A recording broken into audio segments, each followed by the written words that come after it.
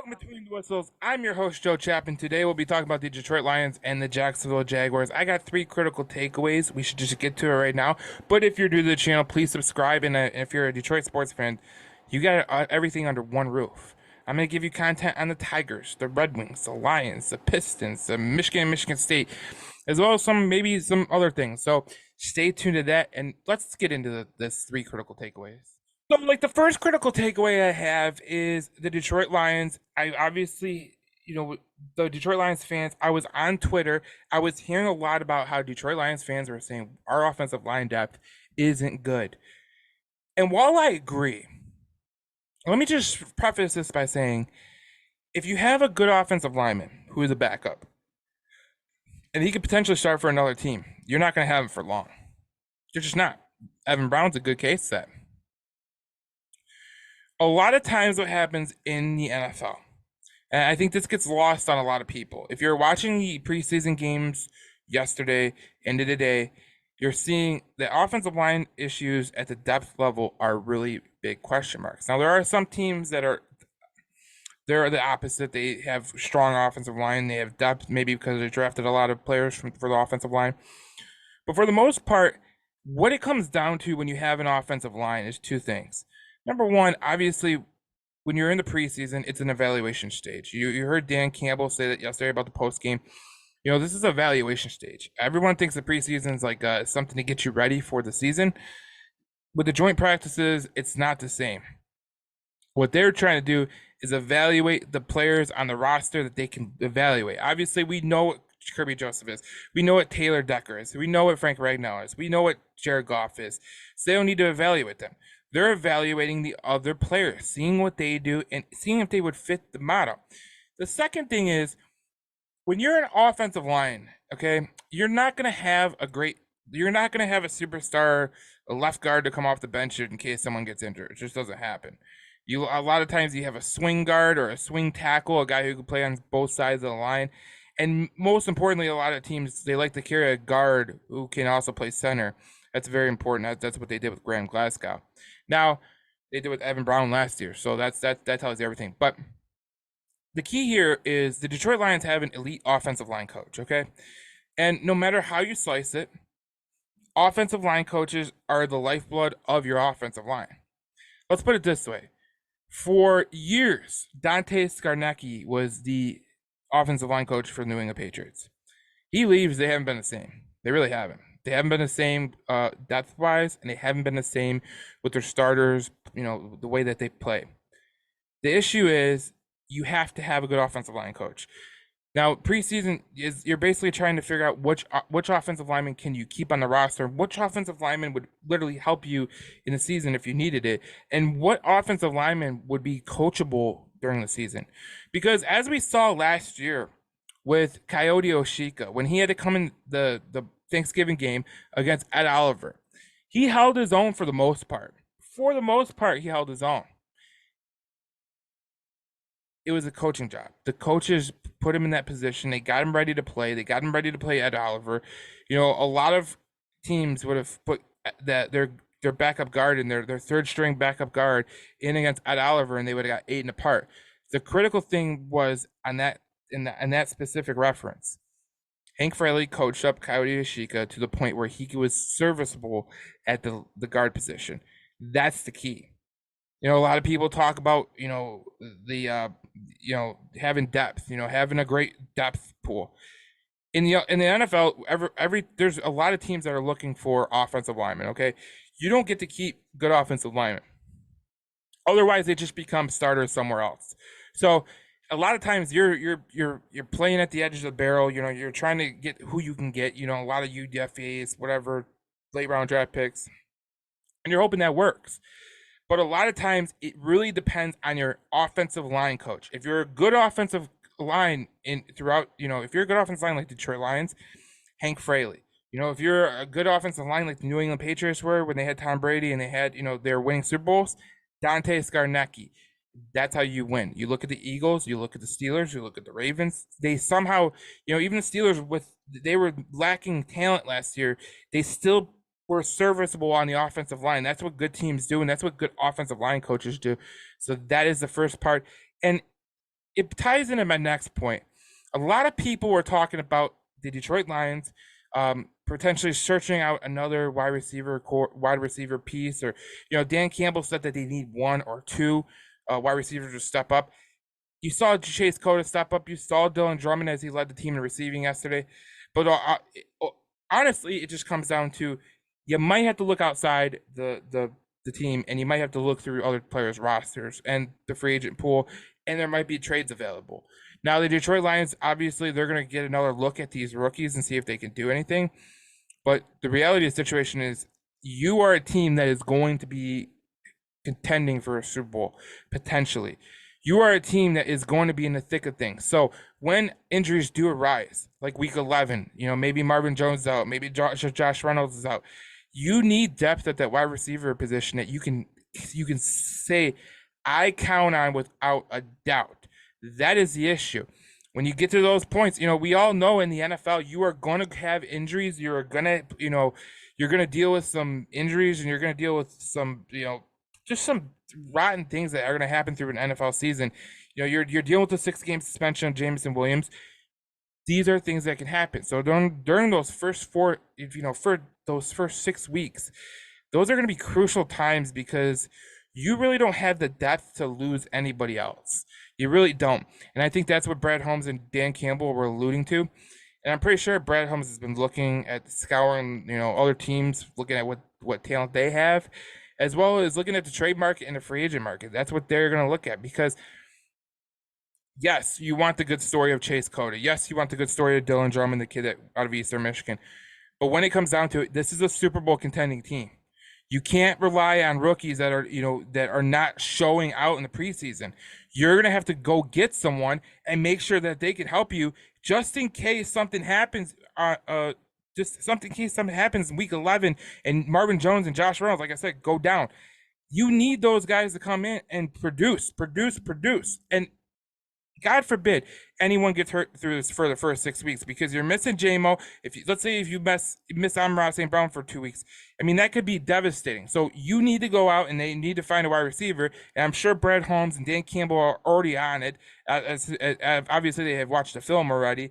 There was chances. There was a lot of drop balls yesterday, and that's something that they have to look into.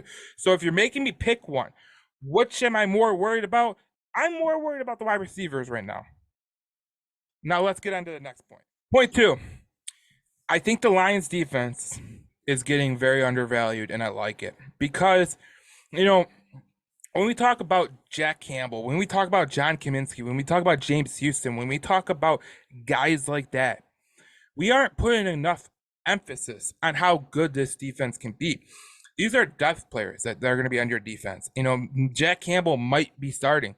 This is just great to see how your defense is going and the progress that Jack Campbell's making. The same, John Kaminsky gets his contract. Nothing's changed. He's coming to bring his lunch pail, and he's going to rip some ass. James Houston, he's going to get to the quarterback no matter what. So let's start with Jack Campbell, okay? Jack Campbell led the team in tackles yesterday. He was a man amongst boys. He played great. He's really reading the game the right way. And, a lot of people, when you drafted Jared Davis, remember when we drafted Jared Davis? A lot of people were very upset at the first, signs of Jared Davis because he couldn't read, he couldn't make a good, concise read on which way the ball was going. Now that was a really good tale of what his career would be. He wouldn't be able to read the ball as great as other players. Jack Campbell has an elite vision, and that's great to see from a young rookie because a lot of times what people have talked about, especially in scouting circles, is when you have a rookie linebacker, it's very tough for them to really get the grips on reading the play. When you come from the SEC to the NFL, there's a different style of play that you're dealing with, okay? You went from the SEC, but the NFL is harder. You come from the Big Ten, different offenses, you're playing different teams, you're playing a different caliber of players. When you get to the NFL, you're going to have an adjustment period. So when you don't have an adjustment period, he's obviously going to go through some, challenges that he's going to have to work out. But the main one is diagnosing and reading and reacting to the way that he's seeing the play. That is critical. You can't really teach that. You could teach a player how to get from point A to point B on a tackle. You could teach a player how to make the tackle the right way. You could teach a player to do this, but you cannot teach him how to read and react on the fly. That's just not possible. Now, the second person I'm going to talk about is John Kaminsky. Tackle for a loss, a sack. Kid was he's great. The worries that people had about him, maybe they would pay him and he wouldn't be the same player. Nonsense. He's ready to kick some ass when he gets out there. He's a great player, and you know what's great is that he's a depth option on this team. You could put him in at any moment, and he's going to give you it all. And I love that because John Kaminsky, he was crucial to this team last year. When he came back from his broken hand, you've seen how the defense got better and better and better. And John Kaminsky was a huge part of that. And the third person is the same person that you could say John Kaminsky or this guy, James Houston, were huge integral parts of the defense getting better in the later half of the season because James Houston just gets to the quarterback. That's all he does. He gets to the quarterback. That doesn't matter. He gets to the quarterback and makes plays. That's it. That is it. Now, he's not a great run defender, but what I do like what I'm seeing from James Houston is two things. I like that he's willing to learn linebacker. It's going to be an adjustment period for him. He's a little bit undersized in terms of a defensive end. He's going to have to learn that. But him as a pass rusher, he is top level. He's top level. I'm confident in saying that. A lot of people wanted Yannick Ngakoue but he signed with the Chicago Bears, so we can't get him now. But Yannick Ngakoue is a pass rusher. But one of the things that people have, they say about Ngakoue is that when he is going against the run, he is an absolute just nonchalant. What I liked what I've seen from James Houston is that he is ready to read the run, and you hopefully that as time goes on and as he gets better in his position, that he will learn and react, and he's not just going to be a one-trick pony. And if he's a one-trick pony, that's fine because sacks do help you win games. I'll take that. But if he can become a versatile player, I think the Detroit Lions will really enjoy that. Now I'm going to get on to our third point. If you're just following along, I'm going to get to my third point. This is going to be a really crucial part of the whole video. I have to get to it. A lot of people are saying that Teddy Bridgewater sucks because he was here 1 week and he has to be perfect. That's nonsense. It's just nonsense. Nate Sudfeld is absolute. He's not good. He's not good. He is really not he's not a backup quarterback. He might not even be a third quarterback because the throws that he misses is just it wows me because I don't even know how he was our backup last year. God forbid if Jared Goff would have went down late in the year. Holy mother of God! Can you imagine if we had Nate Sudfeld going against the Buffalo Bills? Do you think he's scoring 23 points? Hell no. Now, I'm going to tell you this right now. People need to stop and they need to really, really, really listen to this. Teddy Bridgewater had a week of practice. Barely a week of practice. It wasn't even a full week. It was Wednesday, Thursday, and then, it was just a week. They wanted to get him in there, get him some reps, and do that stuff. That's not indicative of how he's going to play. It's so hard. I caution people. Can you learn a whole business in 1 week? You can't. You can't learn a whole business in 1 week. I don't care if you're the smartest person in the world. I don't care if you're Elon Musk. Now, if you look at Twitter or now X, and you see Elon Musk running Twitter, you can say, yeah, it takes more than a week to, learn how to operate a business. This is what's happening with Teddy Bridgewater. He is a good quarterback. He is a good backup quarterback. He's useful to help you. Is he a starter in this league?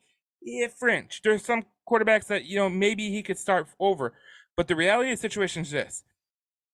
Anything, and I mean anybody who could start over Nate Sudfeld, get him. I don't care. I don't care if they are playing at, Waterford Mott. I don't care. Get them out here. I don't care if they're at Livonia Franklin.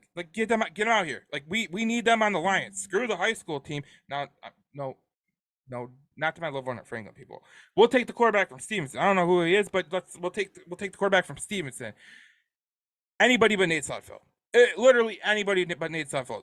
ANS. Anybody Nate Sudfeld. I don't want them out there. Teddy Bridgewater is their best option. Period. And I know people are, clamoring over how bad he played in week 1. Well, the offensive line didn't help him out. His first week with the Detroit Lions, offensive line didn't help him out. The team didn't help him out. Drop passes galore. I thought he had a couple good passes that were dropped. That's unfortunate, but again, you gotta look who he's playing with. Um, but Nate Sudfeld, I mean, this guy he either overthrows or he underthrows, and there are very easy throws that a quarterback should make, and he just doesn't make them. So if you're whining about Teddy Bridgewater right now, I suggest to you look at Nate Sudfeld and then say, yeah, that's going to be my backup quarterback, because there is no way in hell. There is no way in hell. It spooks me out now knowing that Nate Sudfeld was our backup last year. Okay, that's what spooks me out. So look, we're at the end of the video, but I can't believe how bad the quarterback situation is. Like, I really can't. I know Teddy Bridgewater is going to bring some stability there, but I thought Nate Sudfeld was a little bit better than this. He is playing out of his mind bad, and it's just not great to see. And you know, Teddy Bridgewater, he didn't have a great first impression. I'll be honest, he didn't have a great first impression, but he's going to get better. You know, he's only been here a week, so you can't really get mad at him now. If you're new to the channel, please subscribe. I'd really appreciate it. You're going to help me out a lot. And we're going to have a lot of fun during the Lions season. So if you're new to the channel, just subscribe. And I would appreciate it if you hit the thumbs up button when we talk, you know, and it'll be great. It's going to be fun this year to talk Detroit Lions football with you guys. So I will see you in the next video. I'm Joe Chap, Between the Whistles Detroit, and I will see you then.